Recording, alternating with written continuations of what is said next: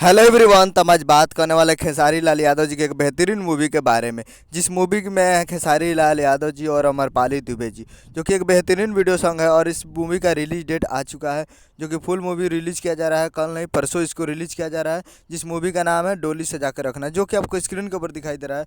और इसे 3 दिसंबर को रिलीज किया जा रहा है SRK music Bhojpuri YouTube channel पे 6:30 पे।